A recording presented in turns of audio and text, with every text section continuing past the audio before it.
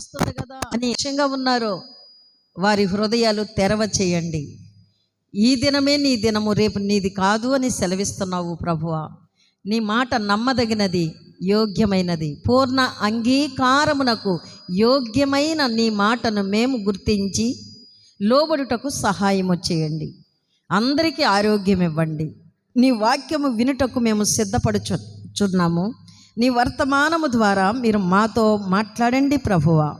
మీ వాక్యము మాకు ఉపదేశముగాను, మీ ఆజ్ఞలు మాకు ఎంతో ఆశీర్వాదకరముగాను మేము పొందుకోవడానికి సహాయము దయచేసి నీ సన్నిధిలో ఉన్న వారిని అందరినీ మీరు దీవించి మంచి జ్ఞాన హృదయములు వినుటకు, నీ మాటలు నీ బోధను వినుటకు మాకు శక్తిని అనుగ్రహించి మా హృదయము తెరవబడుటకును నీ సత్యవాక్యమును గ్రహించుటకును మాకు శక్తినిస్తారని మీకే మహిమ ఘనత ప్రభావములు చెల్లిస్తూ యేసు నామములో ఈ ప్రార్థన అడుగుచున్నాము తండ్రి, ఆమేన్.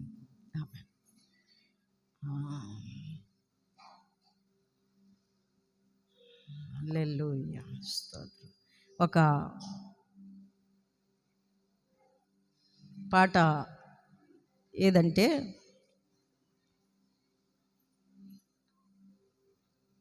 ఏమని చెప్పను కలువరి ప్రేమను, పాటల షీట్లో 7వ నెంబరు పాట, గత సంవత్సరంలోది.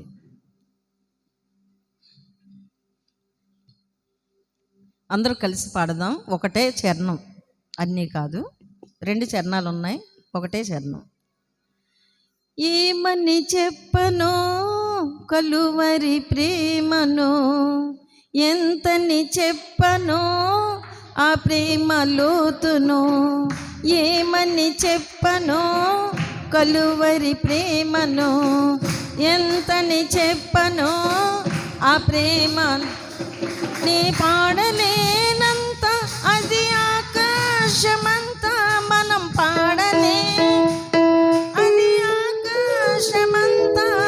వీనోళ్ళ చాటిన చాలనే చాలదంట, వీనోళ్ళ చాటిన చాలనే చాలదంట.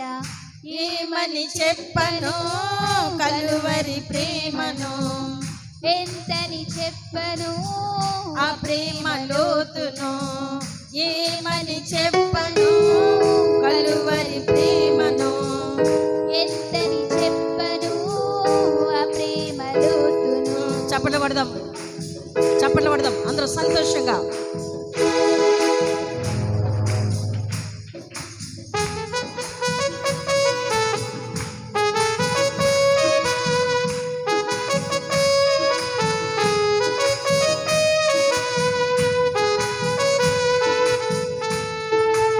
చప్పట్లు వినబడట్లేదండి. మీరు చప్పట్లు కొట్టాలి, సంతోషంగా ఉండండి, మోకాల్లో సంతోషంగా కనబడండి. యేసయ్య ఇప్పుడే వస్తే సిద్ధమేనా? ఏ స్థితికైనా చాలిన ప్రేమ, ఎన్నడెన్నడు మారని ప్రేమ. ఏ స్థితికైనా చాలిన ప్రేమ, ఎన్నడెన్నడు మారని ప్రేమ. లాలించు ప్రేమ, నిన్ను ఓదార్చు ప్రేమ, లాలించు ప్రేమ, నిన్ను ఓదార్చు ప్రేమ. ఆ ప్రేమ మాధుర్యం రుచి చూడుమన్నా, ఆ ప్రేమ మాధుర్యం రుచి చూడమన్నా. ఏమని చెప్పను కలువరి ప్రేమను, ఎంతని చెప్పను ఆ ప్రేమ లోతును. ఏమని చెప్పను కలువరి ప్రేమను, ఎంతని చెప్పను ఆ ప్రేమ లోతును. నీ పాడలేనంత అది ఆకాశమంతా, మనం పాడలేనంత అది ఆకాశమంతా. వేణోళ్ళ చాటిన చాలనే చాలదంట, వేణోళ్ళ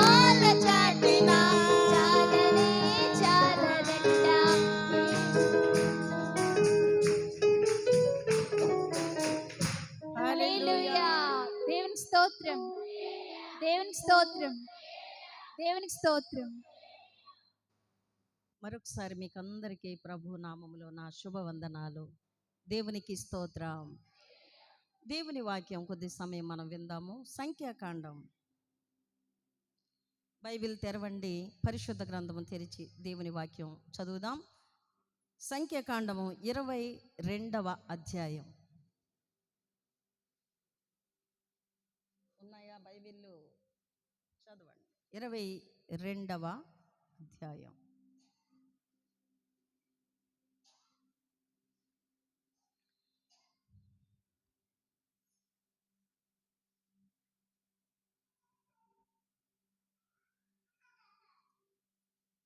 మొదటి వచనం చదువుదాం.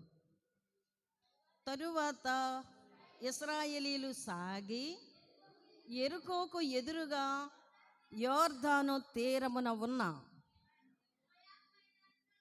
మోయాబు మైదానములలో దిగిరి. చదవండి.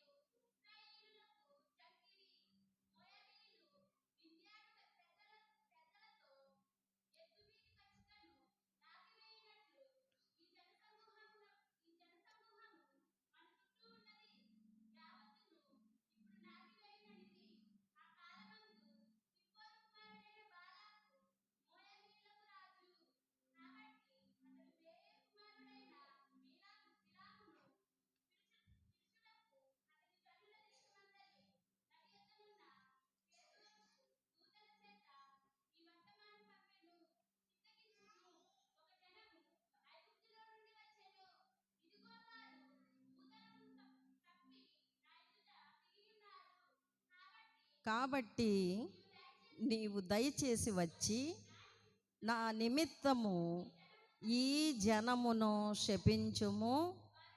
వారు నాకంటే బలవంతులు, వారిని హతము చేయుటకు నేను బలము పొందుదునేమో. అప్పుడు నేను ఈ దేశములో నుండి వారిని తోలివేయుదును. ఏలయనగా నీవు దీవించువాడు దీవింపబడుననియు, శపించువాడు శపింపబడుననియు నేను ఎరుగుదును. చాలు. దేవుడు ఈ వాక్యము చదివిన బిడ్డను ప్రభు దీవించును గాక. ఆమేన్. ఈ సంఖ్యాకాండము 22వ అధ్యాయములో ఇక్కడ మోయాబీలు ఉన్నారు, ఇశ్రాయేలీలు ఉన్నారు. ఇశ్రాయేలీలు దీవించబడినవారు, మోయాబీలు శపించబడినవారు. దేవునికి వ్యతిరేకముగా వీరు సిప్పోరు కుమారుడైన బాలాకు రాజు చేతి క్రింద మోయాబీలు ఉన్నారు. ఈ ఇశ్రాయేలు ప్రజల పక్షముగా బిలాము ప్రవక్త ఉన్నాడు. ఈ బిలాము ప్రవక్త ఏమని చెప్తున్నాడు అంటే, దేవుడు ఈ బిలామును ఏ విధముగా ఆశీర్వదించాడు అంటే, బిలాము నోట ఏ మాట పలికితే అది మేలుకరంగా మార్చాడు. బిలాము అనగా ప్రవక్త, దేవుని సేవకుడు. దేవుని సేవకుడు తన నోట ఏ మాట పలికితే ఆ మాటను దేవుడు దీవిస్తున్నాడు. అర్థమవుతుందా? వింటున్నారు? అర్థమవుతుందండి? మాట్లాడగా ఇంతలో ఏమొచ్చేసి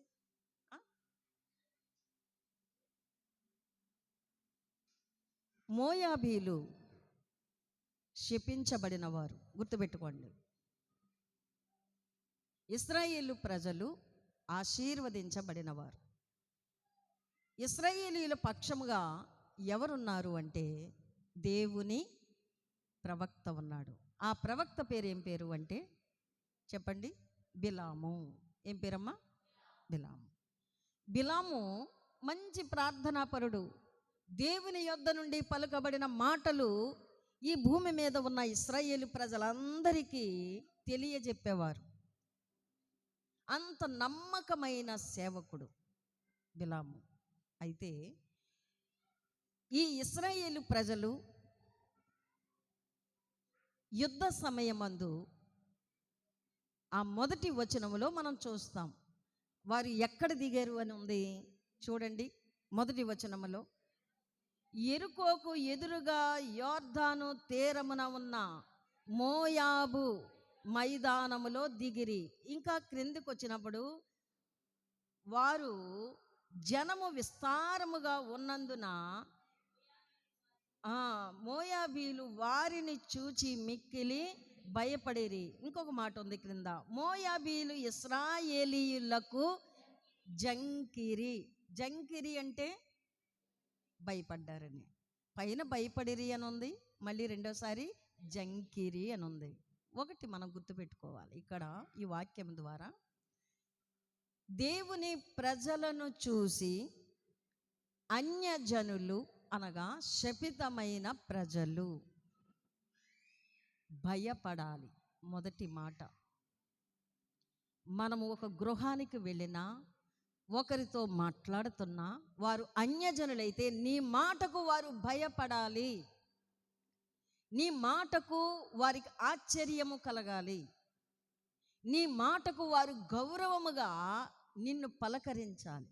అది ఇక్కడ శత్రువులు ఎవరంటే ఎవరాళ్ళు? మోయాబీలు. ఎవరమ్మా? మోయాబీలు. ఈ మోయాబీలకు ఇశ్రాయేలు జనము ఎక్కువగా ఉందని, జనం ఎక్కువైతే చూడండి పార్టీల దగ్గర ఏమంటారు, అమ్మో వాళ్ళ పక్షంగా చాలా మంది ఉన్నారు, ఇటేపు ఎక్కువ లేరు, వీళ్ళు ఏమవుతారో తెలియదు. ఇక్కడ కూడా అదే కనబడుతుంది. అయితే ఇశ్రాయేలు జనాంగము ఎక్కువగా ఉన్నారు. అందుచేత వారు దిగిన మైదానము, ఆ ప్రాంతములో దిగిన సంగతి ఈ మోయాబీలకు తెలిసి భయపడిపోతున్నారు. ఎందుకంటే మాకు జయము కలుగదేమో అని.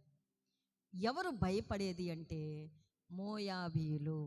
ఇప్పుడు ఈ ఇశ్రాయేలీల పక్షముగా ఉన్న దైవజనుడను వేడుకోవడానికి మనుషులు వచ్చారు.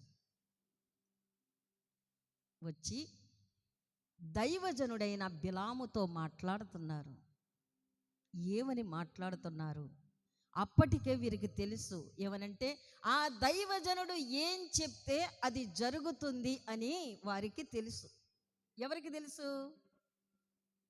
మర్చిపోకండి, ఇశ్రాయేలీల శత్రువులైనా అంతే. అంతే, చాలా సింపుల్, మీరు అర్థం చేసుకోవాలి బాగా. అయితే ఈ దైవ సేవకుని నోట ఏ మాట పలికితే ఆ మాట నెరవేరుతుంది.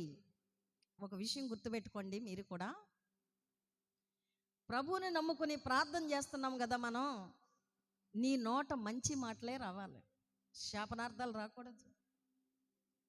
దీవించుడి కానీ శపించొద్దని రాశారు ప్రభు. నోట ఏం పలుకుతున్నావు? వాళ్ళని తిట్టి, వీళ్ళని తిట్టి, వాళ్ళని కొట్టి, వీళ్ళని కొట్టి, వాళ్ళని పాడు మాట్లాడితే నీ ప్రార్థన దేవుడు వింటాడా?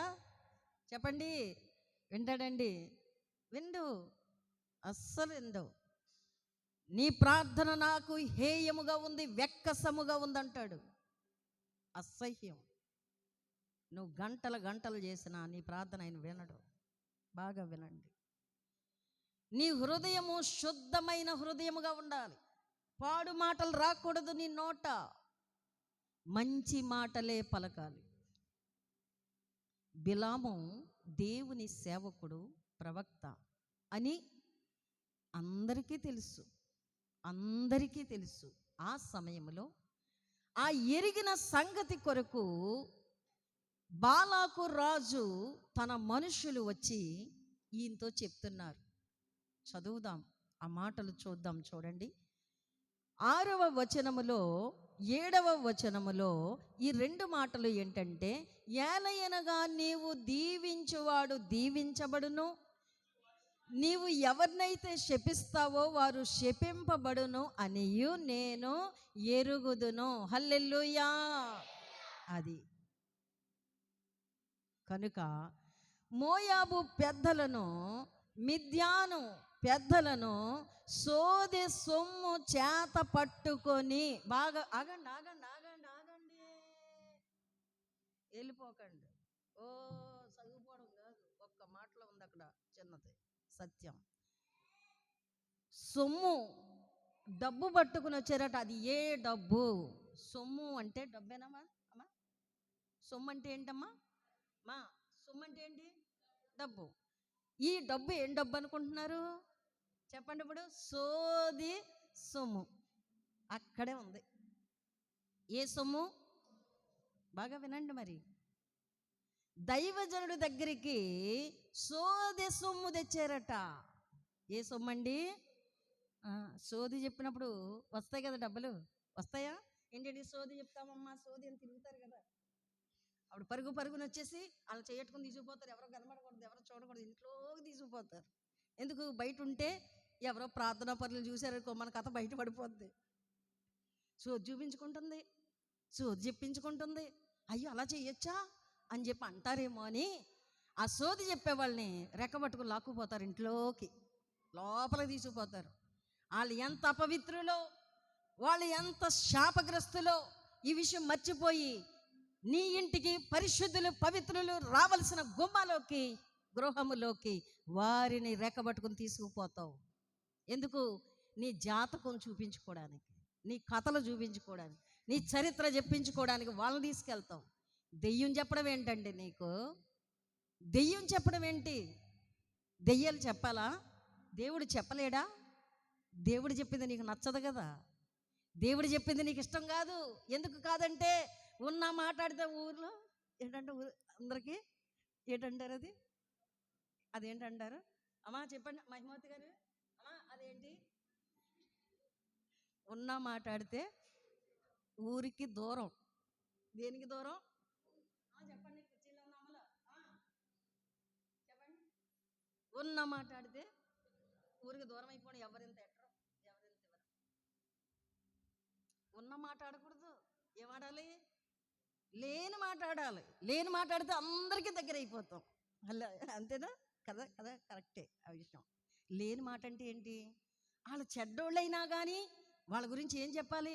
నువ్వెంత మంచిదాను పుష్ప, నువ్వెంత మంచిదాను రమణి అనేటప్పటికీ నేను అంత లేదు ఎంత లేదు, దాసిని ఎన్ని అమ్మగారికి ఇచ్చేస్తాను, దాసిని ఎన్ని అమ్మగారికి పెట్టేస్తాను. ఇంకా వాళ్ళ పిల్లలు కూడా చూడరు, వాళ్ళ ఆయన చూడరు, అన్ని అమ్మగారికి ఇచ్చేస్తారు. హల్లెలూయా. మనుషులు కోరుకునేది పొగడతలే కానీ ఉన్నది ఉన్నట్టు కాదు. ఉన్నది ఉన్నట్టు చెప్తే ఊరికి దూరం అయిపోవాలి, మనుషులకు దూరం అయిపోవాలి, సభకి, సమాజానికి, సంఘానికి దూరమే అయిపోవాలి. కానీ మన దేవుడు మన లోపములను చూపిస్తుంటాడు. బిలాము ప్రవక్త గొప్ప సేవకుడు, గొప్ప దైవజనుడు. ప్రవక్త అంటే ఏంటనుకుంటున్నారు? జరగబోవు వాటిని బయలుపరిచేవాడే ప్రవక్త, అనగా ప్రవచనములు చెప్పువాడు. అంత గొప్ప ప్రవక్తని ఈ మోయాబీలకు తెలుసు. అయితే అక్కడికి యథార్థమైన సొమ్ము పట్టుకురావడానికి వాళ్ళకెక్కడుంది? ఆ డబ్బు వాళ్ళకెక్కడుంది? అంత వాళ్ళ సొమ్ము అంతా ఏంటనుకుంటున్నారు? అన్యాయంగా సంపాదించిన సోదె సొమ్ము. ఇప్పుడు అర్థం చేసుకోండి. అబద్ధమాడి కూలీలు సంపాదించిన మేస్త్రులు ఉంటారు, కూలీలు, కూలీ డబ్బులు. నలుగురు నెట్టి 10 మందిని చూపించాం. డ్యూటీకి సక్రమంగా వెళ్లకుండా ఎక్కువ రోజులు లెక్క రాసుకునేవాళ్ళు, మేనేజ్మెంట్ని మాయా మోసం చేసేవాళ్ళు, డిపార్ట్మెంట్ని మోసం చేసేవాళ్ళు. ఈ పిల్లలు కూడా ఒక రోజునట అటెండెన్స్ రిజిస్టర్ వచ్చిందంటే వీళ్ళ చేతికి ఒకసారి ఏమొచ్చింది? అటెండెన్స్ రిజిస్టర్ రాగానే వాళ్ళు ఆబ్సెంట్ అని పెట్టినవన్నీ వీళ్ళు అటెండెన్స్ వేసుకుంటున్నారంట. ఆబ్సెంట్ అని ఉన్నవన్నీ చేసుకుంటున్నారు, అటెండెన్స్ వేసేసుకుంటున్నారు దొంగోళ్ళు.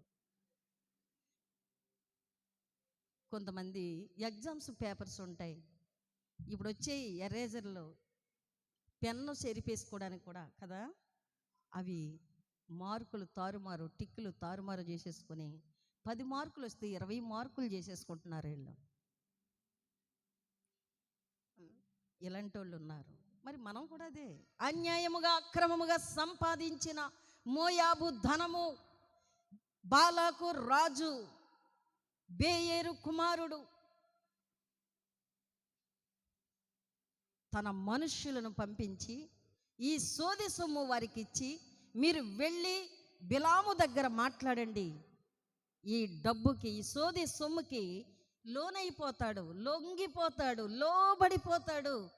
ఆ ప్రవక్త ఎంత గొప్పోడైనా డబ్బుకి కంగు తింటాడు అన్నాడట. మనం కూడా అంతే కదా. ఈ మాటకు వెంటనే బయలుదేరారు. 7వ వచనం చదవండి, 22వ అధ్యాయము 7వ వచనం. కాబట్టి మోయాబు పెద్దలును మిద్యాను పెద్దలును సోదె సొమ్మును చేత పట్టుకొని బిలాము దగ్గరకు వచ్చి బాలాకు రాజు చెప్పిన మాటలు బిలాముతో చెప్పిరి. అతడు వారితో ఇలా వినండి చూడండి, ఇప్పుడు మీరు ఎక్కడికి వెళ్ళకండి, సోది సొమ్ము తెచ్చారా, డబ్బు తెచ్చారా, ఈ రాత్రికి ఇక్కడ ఏం చేయాలి, అసలు గిరిపెట్టి ఏం చేయాలా, గోవ సెదగొట్టాలా, అవునా?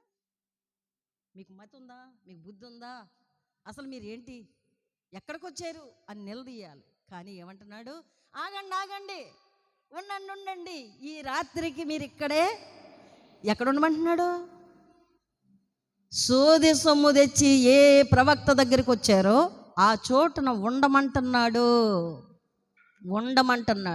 ఈ రాత్రికి ఇక్కడనే ఉండండి, యెహోవా నాకు సెలవిచ్చిన మాటలను నేను తిరిగి వచ్చి మీతో చెప్తాను. అప్పుడు మోయాబు అధికారులను బిలాము చెప్పిన మాట చొప్పున వారు అక్కడ బస చేసిరి. ఆ రాత్రి అక్కడ విశ్రాంతి తీసుకుంటున్నారు. వింటున్నారండి అమ్మా, వినాలి, జాగ్రత్త.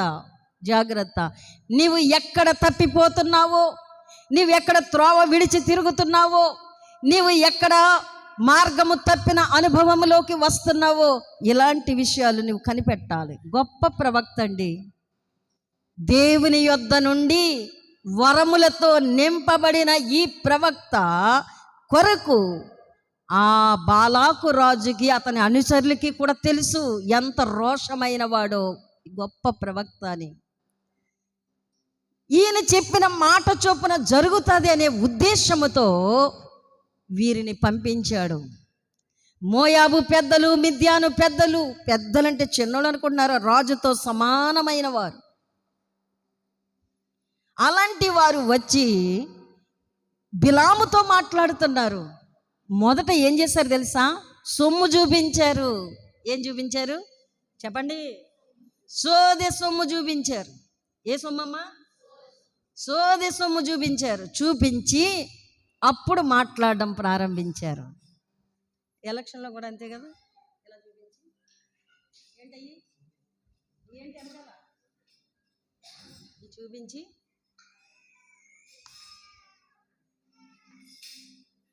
ఆ కంజరి తీయండి అక్కడ. హల్లెలూయా. చూడండి, ఈ సోదె సొమ్మును దైవ సేవకుడికి చూపించగానే కూలైపోయాడు.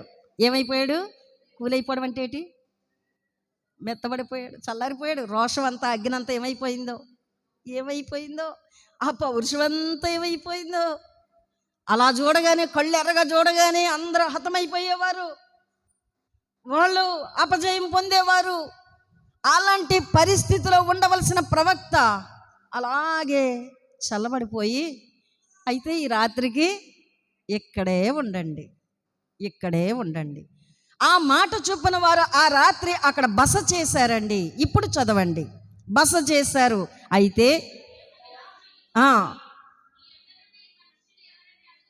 అడుగగా దేవునితో మాట్లాడుతున్నాడు దైవ సేవకుడు. ఏమని, మోయాబు రాజు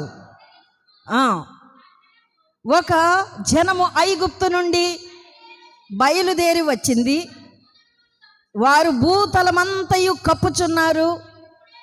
నీవు ఇప్పుడే వచ్చి నా నిమిత్తము ఇశ్రాయేలు ప్రజలను శపింపుము, నేను వారితో యుద్ధము చేసి వారిని తోలివేయుదునేమో అని వీని చేత నాకు వర్తమానము పంపించాడు అని బిలాము దేవునితో మాట్లాడుతున్నాడు.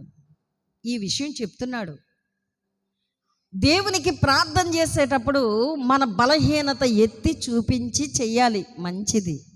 కానీ ఆ తరువాత దేవుడు ఏం చెప్పాడో దానిలోకి మనం వచ్చేయాలి. ప్రార్థన చేయడు నా వంతు, మేలు చేయడు నీ వంతు అని చెప్పి ప్రార్థన చేసిన మనమే ఆయన చెప్పిన మాట వినకుండా ఆ ప్రకారంగా చేయకుండా మన ఇష్టము నెరవేర్చి ఉన్నామా, అక్కడే మనము శోధనలో పడిపోతాం. హల్లెలూయా. శోధనలోకి, ఉరిలోకి వెళ్ళిపోతాం. ఎందుకంటే అక్కడ లోబడిపోయావు. దేనికి నీవు కకృతి పడ్డావు, దేనికి నీవు ఆసక్తిని చూపించావు, ఎందులో తొట్టిల్లిపోతున్నావు అనే విషయం అక్కడ చూస్తున్నాం. దేవునికి ప్రార్థన చేశాడండి. అయితే ఒకటి, సోది సొమ్ము తెచ్చి నాతో మాట్లాడారని దేవునితో చెప్పలేదు. వినాలి. మరి ఏమని మాట్లాడాడంటే, వాళ్ళు నన్ను రమ్మంటున్నారు, సిప్పోరు కుమారుడు ఆ బాలాకు రాజు నాతో ఇలాగంటున్నాడు, మరి ఏం చెప్పను, మనుషుల్ని పంపించాడు, మరి ఏం చేయాలి అని దేవునికి ప్రార్థన చేస్తుంటే దేవుడు ఏం చెప్తున్నాడు? 12వ వచనం. దేవుని మాట అండి ఖచ్చితంగా ఉంటుంది. అటు ఇటు మాట్లాడడం. దేవుడు నీతో మాట్లాడే ప్రతి మాట అవునంటే అవును, అంతే. మొదట చెప్పాడు, నీవు ఇశ్రాయేలు ప్రజల కొరకే నిలవబడు అని. ఇక్కడ వీళ్ళు రాగానే దేవునికి విన్నవిస్తున్నాడు. ఏమనంటే, వాళ్ళు వచ్చారు, ఏం చేయను అని అడుగుతున్నాడు. అడగొచ్చా? చెప్పండి, అడగొచ్చండి? వద్దన్నాడు కదా, ఇంకేం చేయాలి? ఊరుకోవాలి. ఏమొద్దన్నాడు? నిద్ర వద్దన్నాడు, బట్టలు పడొద్దన్నాడు, మాట్లాడొద్దన్నాడు, కాసేపు సైలెంట్గా వాక్యం మీద పెట్టాలి.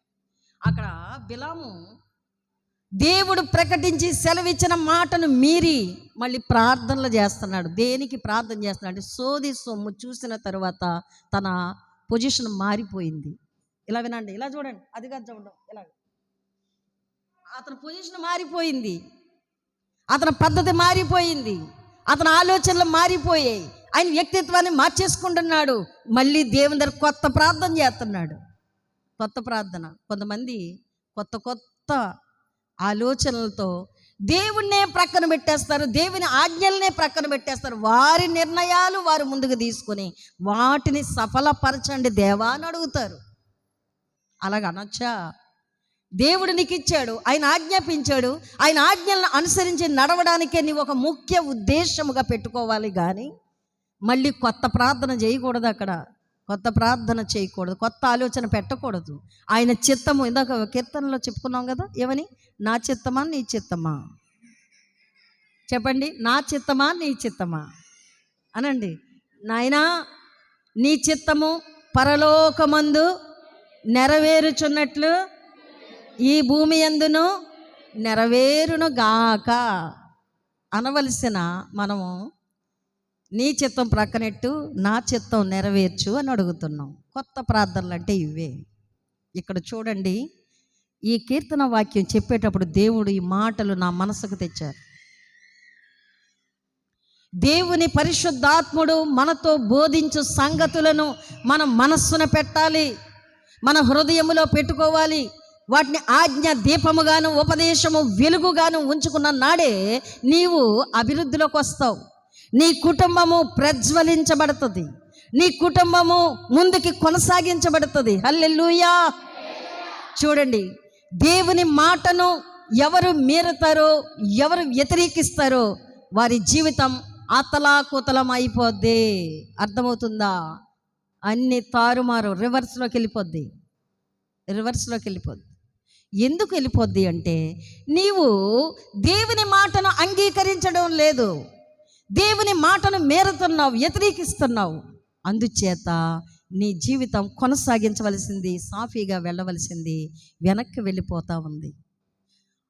వెనక్కి వెళ్ళిపోతుంది. చూడండి, ఒకసారి మీతో మాట్లాడతాను మామూలుగా పర్సనల్గా. ఇలా చూడండి, ఇటు చూడండి, అందరూ ఇటు చూడండి. అప్పుడు ఎలాగున్నారో అలాగే ఉన్నారా? ఏమైనా ఎదుగుదల ఉందా? ఎప్పుడు చూసినా కక్కుర్తి పడ్డమే. ఏది ఎవరిస్తారా, ఎక్కడ ఏది దొరుకుతుందా? అవునా? ఇదేనా? ఇంకా ఏమైనా ఉందా? ఎంతున్నా మన జీవితానికి ఆశ తీరదు. బాగా గుర్తుపెట్టుకోండి, ఆశ అస్సలు తీరదు. ఎంతో కావాలనే ఆశ. అయితే అది మన సత్ప్రవర్తనను బట్టి కలిగిందే నీకు ఆశీర్వాదం. మన సత్క్రియలను బట్టి కలిగినదే నీకు దీవెనకరము. అది ఎటు చెదిరిపోదు. దానికే ఆశీర్వాదకరమైన ధనముగా నీ దగ్గర నిలవాలంటే శాపము దాని మీద ఉంది, దాన్ని తొలగించేసుకోవాలి, తీసేసుకోవాలి. ఆ చేదైన వేరును నీ ధనములో ఉంటే, ఆ శపితమైన వస్తువును కానీ ద్రవ్యమును కానీ నీ దగ్గర పెట్టుకుంటే దాన్ని తొలగించేసుకోవాలి. అది నీలో ఉండకూడదు. నీ ఇంట్లో ఉంటే మిగతా దాన్ని కూడా ఎత్తుకెళ్ళిపోద్ది. హల్లెలూయా, దేవునికి స్తోత్రం. ఇక్కడ గమనించండి, ఈ 12వ వచనంలో ప్రభువు ఏం చెప్తున్నారు? ఆ ప్రార్థనకు జవాబు. దైవ సేవకుడు ప్రవక్త అయిన బిలాము చేసిన ప్రార్థనకు దేవుడిచ్చే జవాబు ఏంటి? 12వ వచనం చదవండి. అందుకు దేవుడు ఏమంటున్నాడు? ఒక్క నిమిషం అంటున్నానా? నేను చెప్తుండే కానీ చదివేయకూడదు. అందుకు దేవుడు ఏమంటున్నాడు? నీవు వారితో కూడా వెళ్ళొద్దు. ఆ ప్రజలను, ఏ ప్రజలను?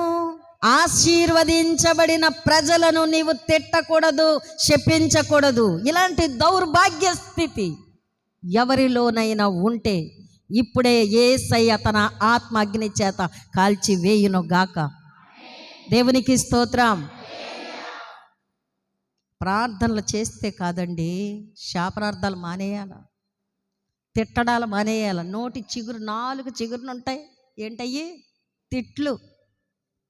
ప్రతి నోట ఉంటాయి తిట్లు. మీరు మాట్లాడుతున్నప్పుడు వినడానికి భయమేద్ది. అక్కడ ఏ అపవిత్రమైన మాటతో నాకు లింక్ చేస్తారో అని. ఎందుకు మరి నేను వింటున్నాను, నా మనసు పాడవుద్ది, నా చెవులు పాడవుతాయి అని భయమేస్తుంది. ఎందుకంటే బయట లాంగ్వేజ్ ఇక్కడ వాడేస్తుంటారు వచ్చి. ఆ భాషలు ఇక్కడ తేకూడదు, అయినా మీ నోట రానియకూడదు. అపవిత్రమైన సరశోక్తులు. ఇంకొకటి ఉంది, ముసలమ్మ ముచ్చట్లు. ఇవి మన నోట రానియకూడదు. బింకముగా మాట్లాడుతూ ఏదో నేను సాహసం చేసేసానని ఆ చెడ్డ మాటలు, అపవిత్రమైన మాటలు, మాలిన్యపు మాటలు నీ నోట పలుకుతూ అందరినీ సంతోష పెట్టాలి, అందరికీ నా పరువు ప్రతిష్టలు చూపించాలని కూడా అనుకోకూడదు. అవి అస్సలు నీ నోట పలుకకూడదు. హల్లెలూయా. నాకు అనిపిస్తుంది, మీకు ఎలా ఉంటుందో నాకు తెలియదు కానీ, మనవల్ని మనవరాల్ని ఆడు ఇది దీన్ని అంటారు. అవి కూడా నాకు భయం. అర్థమైందా? ఇదే దీన్నే అంటారు చూడండి. అవి అస్సలు పలకూడదు. అవి కూడా ఆ మాటలు ఏంటనుకుంటున్నారు? అవి పలకకూడని మాటలు. అంత చిన్న మాటకు కూడా భయపడాలి, భయపడాలి. నీ మనవరాలే, నీ మనవడే, నీ కొడుకే, నీ కూతురే, నీ కోడలే అయినా కానీ వాళ్ళని ఏమనాలి? గౌరవార్థమైన పిలుపుతో పలకరించాలి. అప్పుడు నీ నోరు, నీ నాలుక ఆశీర్వదించబడుతుంది. హల్లెలూయా, దేవునికి స్తోత్రం.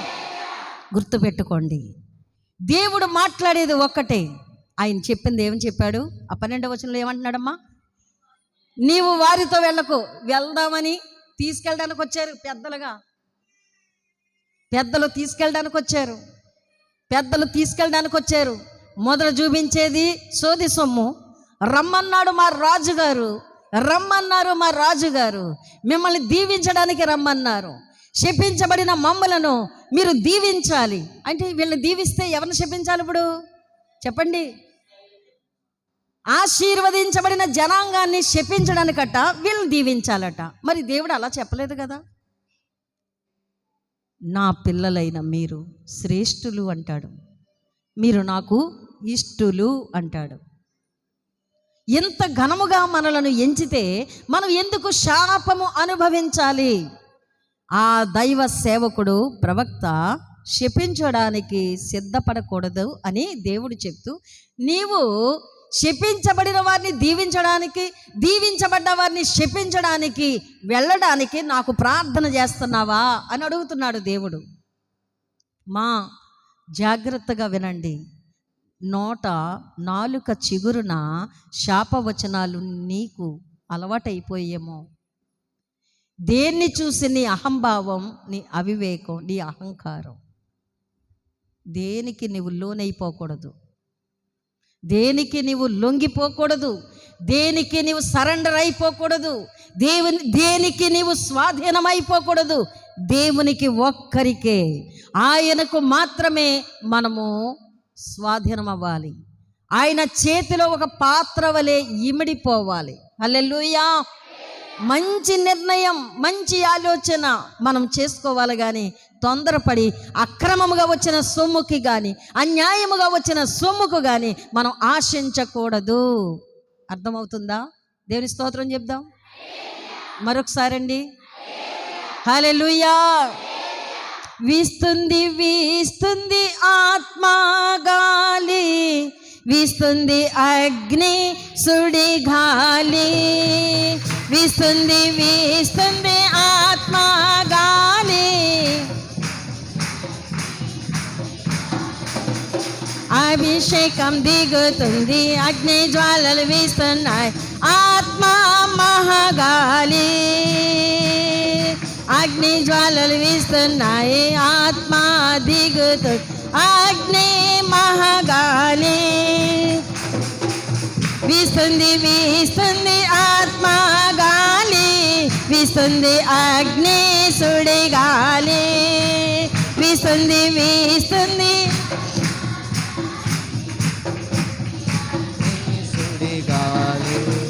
పరిశుద్ధాత్మ పావురము అల్లాడుచున్నది భారతదేశమంతా,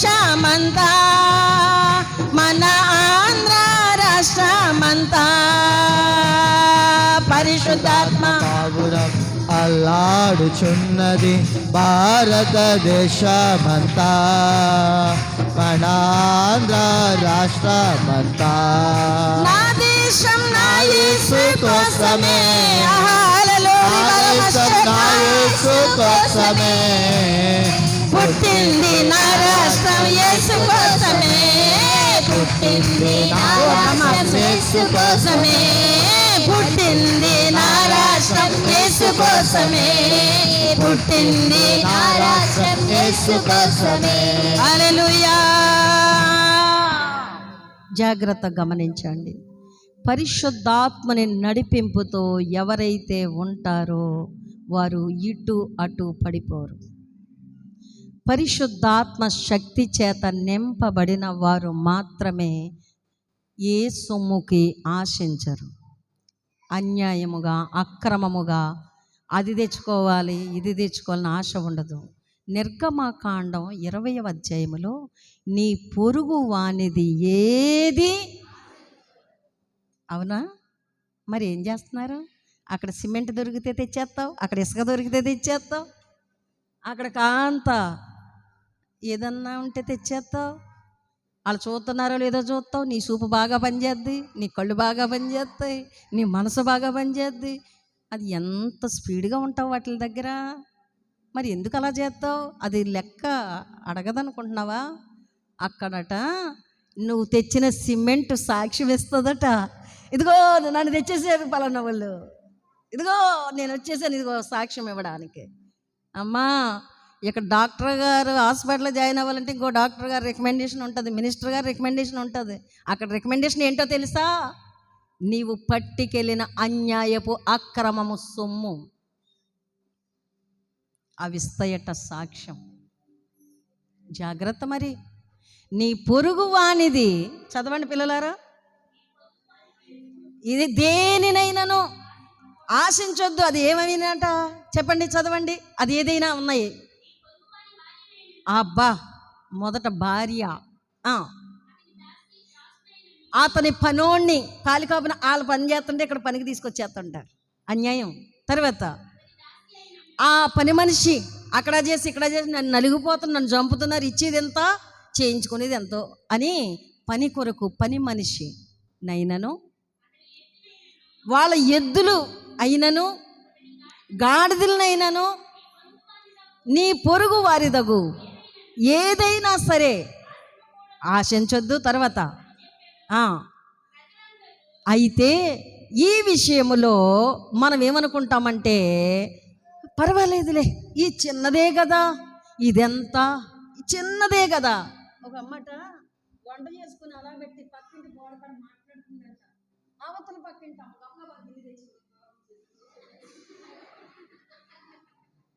వేసేసుకొని కూర సమానంగా సర్దేసి గరికి కూడా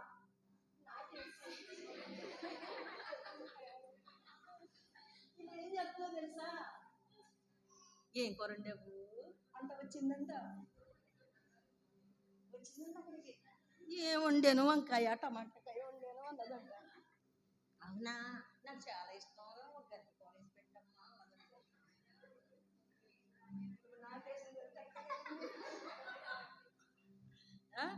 కూరలో వెళ్ళింది ఇచ్చి ఎంత కరువులో అన్ని చిన్నదానికి పెద్దగా అన్నిటికీ దొంగతనమే. హల్లెలూయా. జాగ్రత్తగా గమనించండి అమ్మా. యథార్థవంతులకు ఆయన ఏ మేలు చేయక మానడు.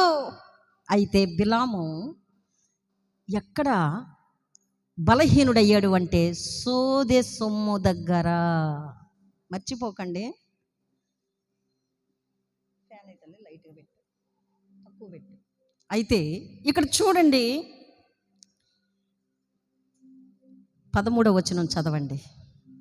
కాబట్టి బిలాము ఉదయమునే లేచి బాలాకు రాజు అధికారులతో, మీరు మీ స్వంత దేశమునకు వెళ్ళండి, మీతో కూడా వచ్చుటకు దేవుడు నాకు సెలవు ఇవ్వడు అని అంటే సెలవు ఇవ్వను అని చెప్తున్నాడు అని చెప్పాడు. మీరు వెళ్ళిపోండి, ఏ దేశము నుండి వచ్చారో తిరిగి మీరు వెళ్ళిపోండి. మోయాబు అధికారులు లేచి బాలాకు రాజు దగ్గరకు వెళ్ళి, బిలాము మాతో కూడా రావడానికి ఇష్టపడలేదు, అయినను బాలాకు వారి కంటే ఇంకా గౌరవమైన వారిని, మరి ఎక్కువ మంది అధికారులను మళ్ళీ పంపించాడు. ఒక గ్రూప్ అయిపోయింది, సెకండ్ గ్రూప్ను పంపించాడు. ఘనత వహించిన వారిని, వారి కంటే వాల్యుయేషన్లో ఉన్న పవర్ఫుల్ వ్యక్తులను పంపిస్తున్నాడు. ఇక్కడైనా బిలాము రాజు ప్రవక్త నాకు మంచి మాట చెప్పకుండా ఉంటాడా అని ఈ బాలాకు ఘనత వహించిన వారిని మళ్ళీ పంపిస్తున్నాడు. మరుసటి దినము పంపిస్తున్నాడు. టైము దగ్గరికి వచ్చేస్తుంది. ఈ శాపమేనా, ఈ అపజయమేనా, మనకు ఆశీర్వాదము లేదా, జయము లేదా అని తొందరపడిపోతున్నాడు బాలాకు రాజు. అయితే వారు లేచి ఉదయమునే బయలుదేరి వస్తా ఉన్న ఆ సమయములో క్రింద చదువుదాము. వచ్చి దయచేసి నా దగ్గరకు వచ్చుటకు ఏమి అడ్డు చెప్పకు. మనకండి భలే ఉంటాయండి ఆఫర్స్ చాలా బాగుంటాయి. నీకెందుకు ఆ గుట్టయ్యాను కుదిలేస్తాను, పొద్దున్నే 6 గంటలకు వచ్చే 10 గంటలు అంటే వాతావరణం బాగాలేదు కాబట్టి ఈరోజు వెళ్ళలేదు. కానీ కొంతమంది ఏం చేస్తారు, 6 గంటలకు వెళ్ళిపోయి 9 గంటలకు వచ్చేస్తారు. ఈలోగా ఇక్కడ సగంలో అందుకున్నా, ఇక్కడ ఏమి కూలి పని లేదు కదా. ఏం పని? కూలి కటింగ్లు ఉండవు అయ్యా, ఇవి కనబడని కటింగ్లు. ఈ కూలి, ఈ షిఫ్ట్లు కనబడవు నీకు. తర్వాత చాలా నష్టపోతావు, చాలా దిగులు పడతావు, తిరిగి చాలా వేదన పడతావు. ఇది నీకు కనబడని అపజయం. అక్కడ వెళ్ళడానికి రెండవ గ్రూపు ద్వారా, పెద్దల ద్వారా, ఘనత వహించిన వారి ద్వారా వెళ్ళడానికి మళ్ళీ రెండవ గ్రూప్ వచ్చినప్పుడు అక్కడ ఏం జరుగుతుందంటే, నీవు ఏమీ అడ్డు చెప్పవద్దు. ఏంటో ఆర్డర్ ఎత్తున్నారేటండి. వీళ్ళకి ఎక్కడొచ్చింది ఈ అధికారం? దేవుని బిడ్డల మీద ఈ అధికారం ఎప్పుడొచ్చిందంటే, నువ్వు వారికి లోనైపోయావు, నువ్వు వారికి మెత్తబడిపోయావు. కాస్తంత చూద్దాం అన్నామంటే చాలు, ఏమో ఎలా కుదులుతారో మరి మాకేం తెలుసు, మరి టైం కుదిలేస్తారా అని నువ్వు అడగడంలో అక్కడ దగ్గరైపోయావు వాళ్ళకి. అక్కడే కనిపెడతాడు అపవాది మనల్ని.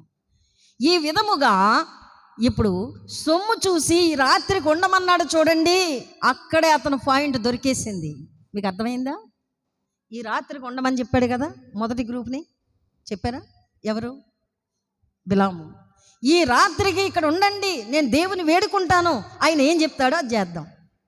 ఆ మాట బలహీనత దొరికేసింది కనుక రెండవ గ్రూప్ని పంపించాడు. ఇప్పుడు రెండవ గ్రూప్ వచ్చిన తర్వాత అక్కడ అంటాడు, అడ్డేమి చెప్పొద్దు, మీరు మాతో కూడా రండి. 17వ వచనం, నేను నీకు బహు ఘనత కలుగజేసేదను, నీవు నాతో ఏమి చెప్పుదవో అది నీకు చేస్తాను గనుక దయచేసి వచ్చి నా కోసము ఈ జనమును శపించుమని సిప్పోరు కుమారుడైన బాలాకు చెప్పెను అనిరి. అందుకు బిలాము బాలాకు, ఇంటెడు బంగారము వెండి నాకు ఇచ్చినా గాని కొద్ది పనినైనను గొప్ప పనినైనను చేయునట్లు నేను నా దేవుడైన యెహోవా నోటి మాటను మీరలేను. చప్పట్లు కూడా దేవుని మహింపరచుదాం. హల్లెలూయా. నా దేవుడైన యెహోవా మాట నేను మేరలేను. ఇది ప్రతి విశ్వాసికి ఒక గురిగా ఉండాలి. మేరకూడదు, హద్దు మేరకూడదు. హద్దులు దాటితే విలువ పోద్ది, సాక్ష్యం పడిపోద్ది, గౌరవం పోద్ది, దేవునికి మహిమ రాదు. హద్దులు మేరకూడదు. దేవుడు నీకు ఒక లిమిట్ పెట్టాడు, ఒక సరిహద్దులు నియమించాడు. ఆ హద్దుల్లోనే ఉండాలి. ఆ హద్దు మీరేవా నీ సాక్ష్యంలో పతనం అయిపోయినట్టే, తొట్టిల్లిపోయావు, నీ విశ్వాసంలో భ్రష్టుడవైపోయావు. ఇంకంతే, ఇంకా ఏమి లేదు చేసేది. ఎంత ఖచ్చితంగా చెప్తున్నాడంటే, నా దేవుడైన యెహోవా మాట నేను మేరలేను. పడడం లేవడం మనకు అలవాటైపోయింది. ఏదో నీ కళ్ళకి ఇంపైంది చూస్తావు, వెంటనే దేవుని నుండి తొలగిపోతూ ఉంటావు. దేవుని దగ్గరకు వచ్చిన వారు ఎలా ఉండాలంటే, ఆయన నీ ప్రార్థన వింటాడని, నీవు అడిగిన దానికంటే ఊహించిన దానికంటే అత్యధికముగా దయచేయగలడని నువ్వు నమ్మాలి కదా. మొదట నీవు నమ్మడమే నీ విశ్వాసం. నీ విశ్వాస జీవితాన్ని కడమట్టుకు కాపాడుకుంటూ నిలవడమే నీ విధి. అంతేగాని నీ ఇష్టానుసారంగా ఏ ఎండకు ఆ గొడుగులు ఎత్తకూడదు. జాగ్రత్తగా గమనించు. అలాంటి స్థితి నీకు నాకు రాకూడదు. దేవుడు మనలను కోరుకుంటున్నాడు. నా దేవుడైన యెహోవా మాట నేను మేరలేను అని ప్రతి విశ్వాసి, ప్రతి క్రైస్తవుడు గుర్తించవలసిన గురి కలిగిన మాటది. ఆ మాటను నువ్వు ఎప్పుడు విడిచిపెట్టకూడదు. ఆ మాటను నువ్వు ఎంత గట్టిగా పట్టుకుంటే నీకు అంత మంచిది. క్రింది మాట చదువుదాం. ఏమనంటే, ఈ రాత్రి ఇక్కడ ఉండండి, యెహోవా నీతో ఇక ఏమి చెప్పునో నేను తెలుసుకుందునని బాలాకు సేవకుడు ఉత్తరం ఇచ్చాను. మళ్ళీ చూడండి, మరి పాయింట్ దొరికింది కదా రాత్రి అక్కడ ఉండడానికి. ఎవరైనా మనకు చోటిస్తేనండి మన ఇంట్లోకి చేరతారు. బాగా వినండి అమ్మా స్త్రీలారా, మన ఇంట్లోకి ఎవరినైనా మన బలహీనతను బట్టి చేర్చుకున్నప్పుడే వారు మన ఇంటిలోకి చొరబడతారు. మీరు కూడా అంతే. ఎవరికైనా మీరు బలహీనమైన మాట ఇస్తే ఆ మాట పట్టుకుని వేలాడుతూ ఉంటారు. చాలా ఖచ్చితంగా ఉండాలండి. మనం ఖచ్చితంగా ఉండాలి.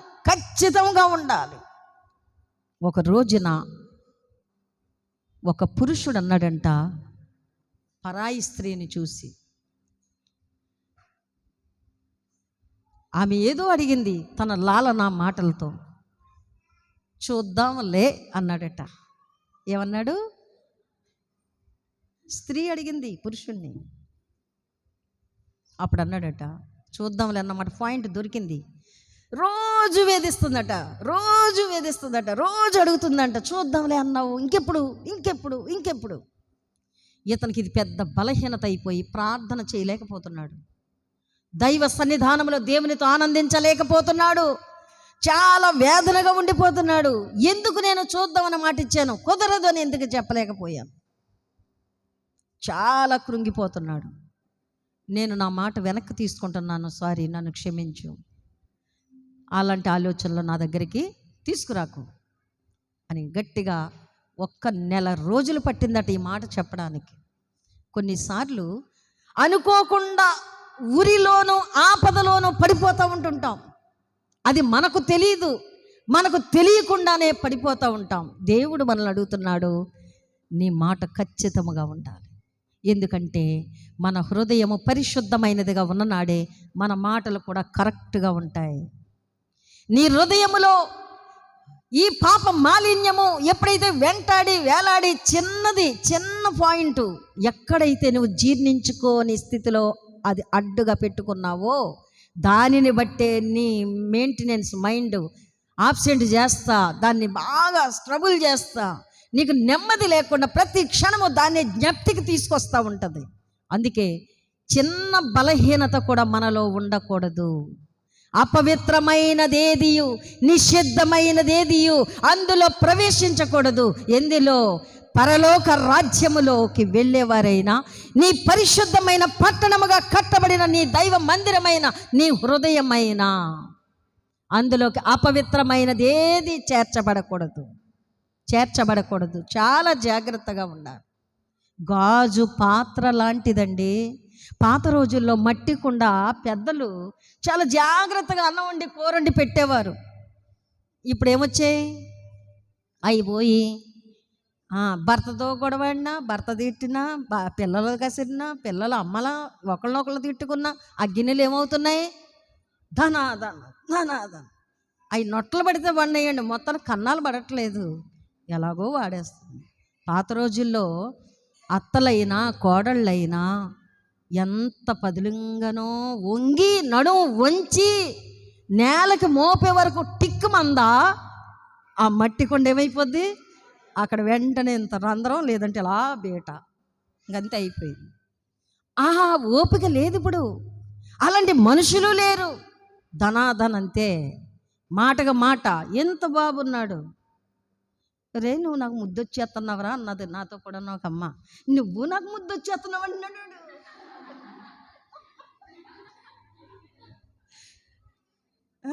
నువ్వు నాకు ముద్దొచ్చేస్తున్నావు అంటున్నాడు. ఇలా తయారైంది లోకం. ఏం చెప్పాలండి, మనుషులు అలా మారిపోయారు. ఇక్కడ చూడండి, ఈ మాట మనం చూద్దాం.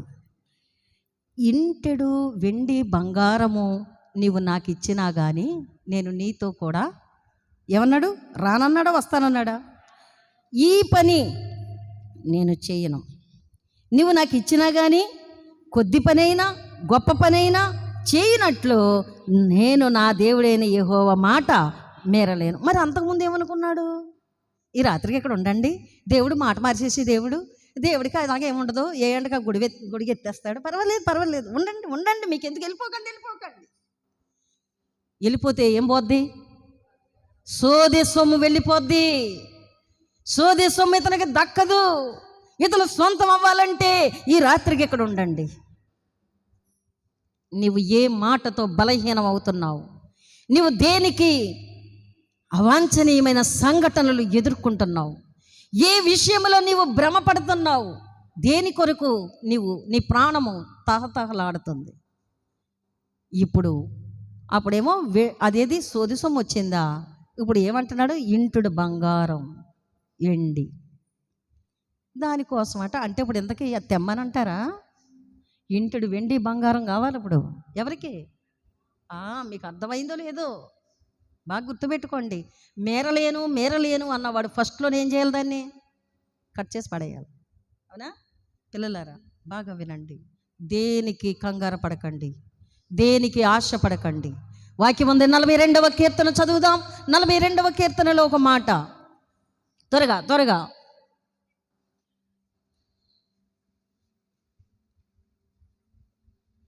తీసారా?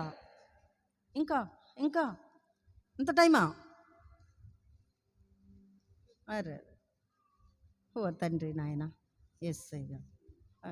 దుప్పి, అయ్య బాబు మీరు ఎంత చదవలో. దుప్పి నీటి వాగుల కొరకు ఆశపడినట్లు, అమ్మా దేని కొరకు ఏది ఆశపడినట్లు? దేవుని కొరకు మన ప్రాణం ఆశపడాలి. చెప్పండి, దేని కొరకు ఆశపడాలి? దేని కొరకు? జాగ్రత్తగా ఆలోచన చేసుకోండి. చాలా మంది హృదయాలలో ఉండే ఆలోచనలు దేని కొరకు ఆరాటం, దేని కొరకు ఆలోచనలు, ఏవేవో ఏవేవో కావాలని తలంపులు, తపన. కానీ దేవుడు సెలవిస్తున్నాడు, నువ్వు దేని కొరకు ఆశ పెట్టుకోవాలి, దేని కొరకు నీవు ఆశ పడాలి అని అంటే ఒక దుప్పిని నీకు చూపిస్తున్నాడు. ఉదాహరణగా, ఎగ్జాంపుల్గా నీ ముందు పెడుతున్నాడు. ఒక దుప్పిని, ఒక జంతువును, ఒక అడవి జంతువుని చూపిస్తున్నాడు. ఆ దుప్పి నీటి వాగు కొరకు ఎలాగైతే ఆశపడుతుందో అలాగా మనం ఏం చేయాలట? ఆ భక్తుడు ఎవరి కొరకు? దేవుని కొరకు అంత ఆశ. మీకు గుర్తుందో లేదో, గత వారం ఆరాధనలో నా అతిశయము నీవే అనే పాటలో మధ్యలో, మెసేజ్ మధ్యలో, నన్ను దేవుడు ఇలా చూస్తూనే ఉన్నాను, కొండ శిఖరాలకి తీసుకెళ్ళిపోయాడని చెప్పాను. మీకు వెంటనే చెప్పాను. అక్కడ ఆనందం ఉంది. ఎంత సంతోషమో, ఎంత ఆనందమో. నిజంగా చాలా ఎత్తైన శిఖరం మీదకి వెళ్ళిపోయిన ఇలా చూస్తూనే ఆరాధనలోనే, ఎక్కడో కాదు, ఎప్పుడో కాదు. దేవుని బిడ్డలను దేవుడు వాడుకుంటాడండి. ఆయన మీద ఆశ పెట్టుకోవాలి, ఆయన మీద ఆలోచనలో ఉండాలి, ఆయన తలంపుల్లోనే ఉన్నప్పుడే నిన్ను ఆయన పాత్రగా వాడుకుంటాడు. ఇక ఇంటూ అటు ఏం ఉండదు, ఇక అందులో ఎటువంటి తేడాలు ఉండవు. చాలామంది దానికి ఎక్కువ విలువ ఇవ్వరు, దేవునికి విలువ ఇవ్వరు, దేవుని విశ్వాసానికి, భక్తికి విలువ ఇవ్వరు. కానీ ఇక్కడ ఈ 42వ కీర్తనలో గుర్తించండి, దేవా నీ కొరకు నా ప్రాణము ఆశపడుచున్నది, నా ప్రాణము దేవుని కొరకు తృష్ణగునుచున్నది. జీవము గల దేవుడు, హల్లెలూయా. ఏ దేవుడు? జీవము గల దేవుడు. ప్రార్థన చేసినట్టు పలకండి, నీవు జీవము గల దేవుడవు. నీవు నాకు జీవం పోసావు, నాకు ప్రాణం ఇచ్చావు. నీవే నాయన నాకన్నిటికీ ఆధారము నీవే ప్రభువా. నీవు లేకపోతే నేను బ్రతకలేను. ఇలాంటి ప్రార్థనలు చేయండి. నాయన మేడిచ్చావు, మిద్దిచ్చావు, ఇంకో మేడ కావా, నాయన చేనిచ్చావు, పుట్టిచ్చావు, ఇంకొక చేయను కావా. ఇది కాదు ఈ పిచ్చి ప్రార్థన ఆలోచనలు, అవి అక్కర్లేదు. నువ్వు అడగనక్కరలేదు. మొదట ఆయన నామమును కొనియాడి చూడు, నీకేం కావాలో నువ్వు అడగక్కర్లేదు, అవన్నీ నీకు ఇచ్చేస్తాడు ఆయన. హల్లెలూయా. జీవము గల దేవుని కొరకు నీ ప్రాణము తృష్ణగునినట్లుగా నీవు ఆశ కలిగి ఉండు. జీవము గల దేవుడు, జీవము గల దేవుణ్ణి నీ వెంట నడిపించుకునే విధముగా ఆయనకు నీ ప్రేమ మాధుర్యాన్ని అందించు. ఆయనతో నీవు టచ్లో ఉండు, ఆయనతో మంచి అనుభవం కలిగి ఉండు, ఆయనతో కలిసి ఆనందించు. ఇంతంత సంతోషం కాదు. మీకు ఎప్పుడు చెప్తా ఉంటాను, మీకు ఇష్టమైన బిర్యానీ కంటే అని, మీకు ఇష్టమైన పాయసం కంటే, మీకు ఇష్టమైన స్వీట్స్ కంటే ఎంతో ఆనందం. ఇదెంతండి, ఒక గంట తర్వాత మళ్ళీ తింటే బాగుందని ఉంటుంది. అది అలాగుండదు. యుగ యుగాలు, తరతరాలు నిత్యానందము. ఎంత ఆనందము, ఎంత సంతోషము, అది వర్ణించలేము, అది వివరించలేము, చెప్పడానికి కూడా నా నోరు సరిపోదు, నా జ్ఞానం చాలదు అని మనం ఊహించినప్పుడే ఆయన మాధుర్యాన్ని మనం పొందుకోగలం. హల్లెలూయా. దేవునికి స్తోత్రం. చూడండి, దేవుని మీద ఆశ పెట్టుకునే వారికి కలిగే లాభాలు, ఆనందాలు, సంతోషాలు ఆయన మీద ఆశ పెట్టుకున్న వారికి ఇంత అంత కాదండి దీవెనలు. ఇక్కడ జరిగింది ఏంటి? సంఖ్యాకాండంలో మళ్ళీ చూద్దాం మనము. అయితే చదువుదాం. కాబట్టి మీరు దయచేసి ఈ రాత్రి, ఇప్పుడు ఆ గ్రూప్కి ఒక రోజు ఇచ్చాడు ఆ రాత్రి టైము. అబ్బా ఏం తెలివి, ఏం ఉపాయం. చేరనివ్వచ్చా, మన దగ్గరికి రానివ్వచ్చా? చెప్పండి. మన దగ్గర వాళ్ళు ఏదైనా దాన్ని ఏమంటారు, చుట్టారకం, బందారకం పెట్టుకోవచ్చా? లేదు కదా, ఉండకూడదు కదా. ఈ రాత్రి ఇక్కడ ఉండడానికి. అప్పుడు యెహోవా నాతో, ఏ వెండి బంగారం మీద ఇంకా పిచ్చి ఆశ ఉన్నట్టుంది దీనికి. సోది సొమ్ము అయిపోయింది. ఇప్పుడు ఏం కావాలి? వెండి బంగారం ఎంతంట? ఇల్లంతా అయ్యో ఎంత ఆశ ఉందో చూడండి. నోట మాట వచ్చింది అంటే లోపల ఏదో చిన్న ఆశ. వాక్యం ఉంది కదా, హృదయము నిండిన దానిని బట్టి నోరు మాట్లాడుతుంది.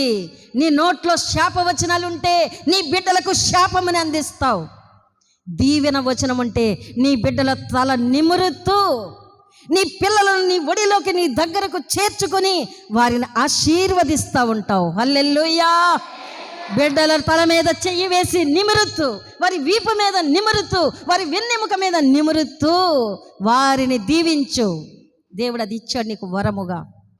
అది చెయ్యి, అది పాటించు, అది నేర్చుకో. నిన్న నేను వచ్చేసేటప్పుడండి రైల్వే స్టేషన్కి 4-5 కార్లు పెట్టుకొని వచ్చేసారమ్మా విజయవాడకి. చనిపోయిన వాళ్ళని తీసుకెళ్ళేటప్పుడు ఏడుతారే, అంత ఏడుపు, అంత బాధ. యేసయ్య ప్రేమ, యేసయ్య ప్రేమ. వాళ్ళు అంటారు 42 సంవత్సరాల పరిచర్య సేవలో మీలాంటి వర్తమానాలు మేమెన్నడూ వినలేదు అని చెప్పేశారు. నేను ఏమీ తెలియదు అలాగని చెప్పి లోక జ్ఞానం ఏమీ లేదు, కానీ దేవుని మాట ఒక్కటే పంచి యేసయ్య ప్రేమను పంచానంతే. దానికి మించి ఏం చేయలేదు. ఎందుకు వాళ్ళకి అంత అపారమైన ప్రేమ నా మీద కలిగింది? నాలో, నా నాలుక మీద దేవుడు పెట్టిన ఆయన బోర శబ్దం, ఆయన వాక్కు ఒక్కటే, అదొక్కటే. ఆ అయ్యగారు అంటారు 42 సంవత్సరాల పరిచర్య. నేను వాళ్ళందరినీ చూసినప్పుడు కళ్ళు నిండా నాకు నీళ్ళు వచ్చేసి వాళ్ళు ఇలాగ నన్ను కౌగులించుకుంటా ఉంటే, ఎక్కడి నుండే ప్రభు రాకడైతే బాగున్ను అనే ఆనందం నాలో కలిగేసింది. అంత సంతోషం నాలో ఎదురయ్యింది. మనము ఇంట్లోనైనా భక్తుల ఒక సామెత ఉంది, భక్తుల బడాయట ఎక్కడ బసంటి అనుకుంటున్నావు. నీ ఇంట్లో నీ పిల్లలు నీ కోసం ఏం చెప్పుకుంటున్నారు? నీ భర్త లేక నీ భార్య ఏమని చెప్పుకుంటున్నారు మీ కొరకు? మీ తల్లిదండ్రులు మీ కొరకు ఏమని చెప్తున్నారు? మీ పిల్లలు మీ కొరకు ఏమని మాట్లాడుతున్నారు? అది జాగ్రత్తగా కాపాడుకోండి. అది కాపాడుకున్న నాడే నీ సాక్ష్యం బలంగా ఉంటుంది. హల్లెలూయా, దేవునికి స్తోత్రం. చదువుదాం క్రింది భాగం. ఈ రాత్రి ఇక్కడ ఉండండి, యెహోవా నాతో ఇంకా ఏమి చెప్పునో నేను తెలుసుకుంటాను అని బాలాకు సేవకులకు బిలాము ఉత్తరమిచ్చెను. ఆ రాత్రి దేవుడు బిలాము వద్దకు వచ్చి, ఆ మనుషులు నిన్ను పిలవ వచ్చిన ఎడల నీవు లేచి వారితో వెళ్తానంటున్నావు కదా, వింటున్నారా? వెళ్దామని నీకు ఆశ ఉంది, అందుకే ఫస్ట్ గ్రూప్ని ఉంచుకున్నావు రాత్రంతా. ఇప్పుడు రెండో గ్రూప్ను కూడా ఉంచుకున్నావు. అక్కడ సోది సొమ్ము తెత్తే ఉంచుకున్నావు, ఇక్కడ ఇంటిడి బంగారం అడుగుతున్నావు. అయితే సరే, అయితే వెళ్తాను అంటున్నావు కదా, వెళ్ళమంటున్నాడు. మా దేవుడు ఒక్క మారు పలుకును, 2 మారులు పలుకును, మనుష్యులు అది కనిపెట్టరు. ఎందుకు కనిపెట్టరంటే, మంచముల మీద కునికే సమయంలో గాఢ నిద్ర పట్టునప్పుడు దేవుడు మనతో మాట్లాడుతూ ఉంటాడు. ఎవరు ఎట్టివారు, వాక్యము ఎటువంటిది, నీ భక్తి ఏ విధముగా ఉంది, చల్లారిన భక్త, వెచ్చగా ఉన్నావా లేక నులివెచ్చని స్థితిలో నువ్వు ఉన్నావా? దేవుడు నీకు బయలుపరుస్తూ ఉంటాడు.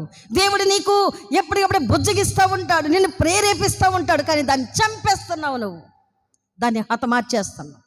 దేవుని బలమును కోటగా కట్టుకోవలసిన నీవు, ఆయన ఆశ్రయముగా చేసుకుని ఒక దుర్గముగా నిలవబెట్టవలసిన నీవు పాత్ర వేసేస్తున్నావు, కప్పెట్టేస్తున్నావు. దానికే కొంచెం కింద మంచం కింద పెట్టడం అంటే ఏమనుకుంటున్నావు? దేవుని శక్తిని అనేకులకు అందించలేని దౌర్భాగ్య స్థితిలో నువ్వు ఉన్నావు. అందుకే ఈ దినమున నీ కొరకు దేవుని సేవ ఆగిపోతుంది, దేవుని పరిచర్య నిలిచిపోయింది. నిన్నెందుకు రక్షించుకున్నాడు? నీ ఇష్టానుసారంగా బ్రతికి ఇష్ట విలాసాలు, ఈ వైభోగం అంతా అనుభవిస్తూ హాహా ఇదేనండి అసలైందంటే అనుకుంటూ విర్రవీగిపోతుంటే దేవుడు ఊరుకుంటాడా? ఆలోచన చేయండి. మనల్నట అన్నం లేని, వస్త్రం లేని, శాపములు, ఆకలి దప్పులతో ముంచేస్తాడట. ఇప్పుడు ఆయన మాటకు లోబడకపోతే, అన్ని లోపములతో మనలను శిక్షిస్తాడట. దేవునికి నువ్వు లోబడని నాడు తప్పనిసరిగా ఆ శిక్ష మనకు విధించబడుతుంది. ఇప్పుడు అన్నీ ఇచ్చాడు, నీకు సర్వ సమృద్ధి కలిగి ఉన్నది, అన్నీ ఇచ్చాడు దేవుడు. కానీ దాన్ని నువ్వేం చేయలేకపోతున్నావు? దేవుని పని కొరకు వాడలేకపోతున్నావు, దేవుని రాజ్యం అభివృద్ధి కొరకు వినియోగించలేకపోతున్నావు. నా సంపద, నా సంపద, నా సిరి, నా ఐశ్వర్యం అని దానిని పట్టుకుని దేవుని సేవ కొరకు చేతులు కలపలేకపోతున్నావు, నీ మనసును అంగీకరించలేకపోతున్నావు, ఒక అడుగు ముందుకు వెయ్యలేని దుస్థితిలో నువ్వు ఉన్నావు. అందుచేతనే ఇక్కడ ఇంటిడి బంగారం వెండినటండి. ఈ రాత్రికి ఇక్కడ ఉండండి అని చెప్పినందుకు దేవుడు ఏం మాట్లాడుతున్నాడు? వెళ్తాను వెళ్తాను వెళ్తాను నస్తమాట నన్ను అడుగుతూ విసిగిస్తున్నావు, సరే వెళ్ళు అన్నాడు దేవుడు. వెళ్ళు, కానీ అక్కడికి వెళ్ళాక ఎలా మాట్లాడాలో తెలుసా? మాట్లాడుతున్నాడు దేవుడు. బాగా వినండి వినండి. నీ ఆశలు ఎలా ఉండాలి? అడి ఆశలుగా ఉండకూడదు, పేరాశగా ఉండకూడదు, పిచ్చాశలు కాదు, దేవుని చిత్తానుసారమైన ఆశలుగా ఉండాలి. హల్లెలూయా. చదువుదాం, చదవండి. ఉదయమున బిలాము లేచి తన గాడిదకు గంత కట్టి మోయాబు అధికారులతో కూడా వెళ్ళెను. అతడు వెళ్ళుచుండగా దేవుని కోపము ఇక్కడ శిక్షకు గురవుతున్నాడు. ఎందుకు? వెళ్తాను వెళ్తాను వెళ్తాను బతిమాలేస్తున్నాడు దేవుణ్ణి పట్టుకుని. వెళ్తే ఏం చేస్తాడండి? అక్కడ కలిగింది ఏంటి? అక్కడ ఏముండాలి? శపించబడిన వారిని దీవించడానికి వెళ్తానంటున్నాడు. దీవించబడిన వారిని శపించడానికి వెళ్తానండి. అక్కడ చెప్పాడు బుద్ధి. సరే వెళ్తానంటున్నావు, వెళ్ళు. గాడిదకి గంత కట్టించుకుని బయలుదేరి వెళ్ళాడు. ప్రయాణములో ఉండగా అక్కడ వచ్చింది పెద్ద శోధన. చదువుదాం. దూత విరోధి అయి త్రోవలో అడ్డుగా నిలిచెను. చాలండి. విరోధి. అమ్మా, నీవు దేవుని బిడ్డవే, దేవుడు నీకు విరోధి అయిపోతాడు దేవుని మాట వినకపోతే. దేవుని దూత బిలాము ప్రవక్తకు విరోధిగా త్రోవలో అడ్డుపడ్డాడు.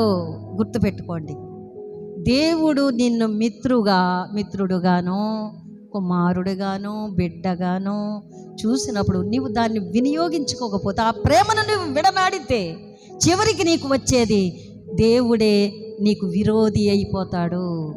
ప్రాణాధారమగు ఆహారము లేకుండా నేను వారికి విరోధినవుతాను అంటున్నాడు. ఎంత వేదనకరమైన పరిస్థితితో చూడండి అమ్మా, గమనించండి. ఆ విరోధి ఎందుకు వచ్చింది అక్కడ పరిస్థితి అంటే, ఇతను పట్టిందే పట్టు, ఏదో ఆశలు, పిచ్చి ఆలోచనలో ఉన్నాడు. దేవుడు ఇవ్వడా? చెప్పండి అమ్మా. దేవుడు ఇస్తాడా? ఇవ్వడా?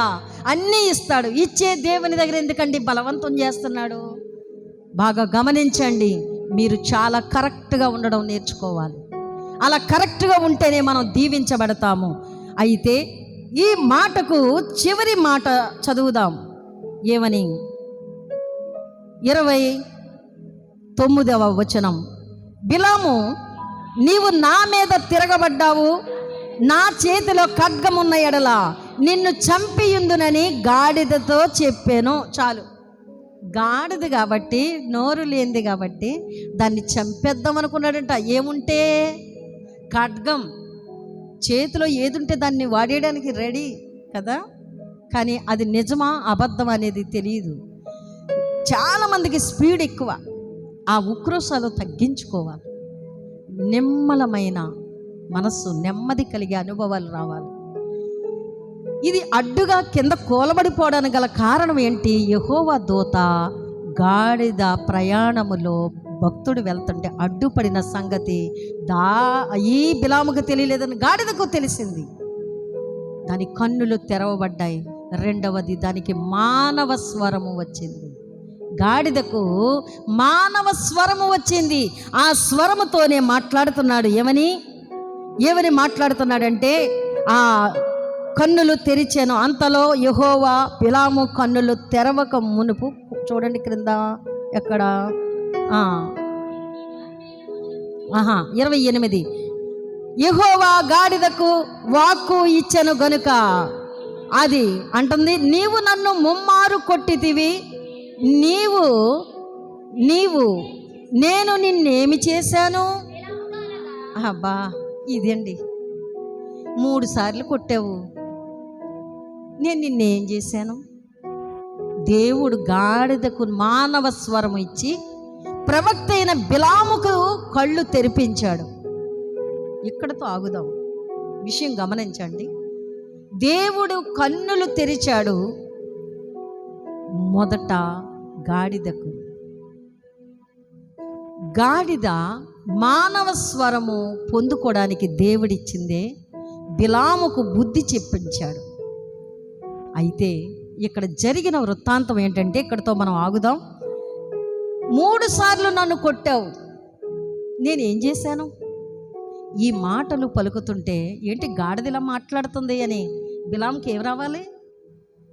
భయం పుట్టాలి కదా, భయం పుట్టాలి. మిగతా వాక్యం వచ్చే వారం మాట్లాడుకుందాం, సమయం లేదు.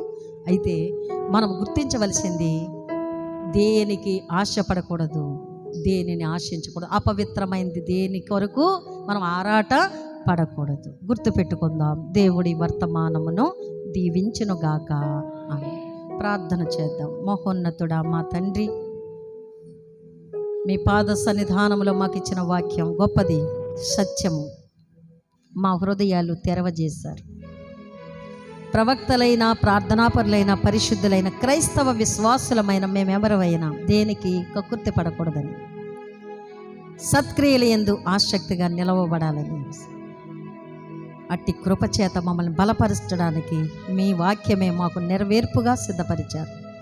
అట్టి కృపచేత నింపండి. జరుగుచున్న కానుకల పరిచర్య, ఆరాధనలో దీవించండి. మా చేతులు, మా హస్తాలు బలపరచండి. యేసు నామములో అడుగుచున్నాము తండ్రి. ఆమేన్.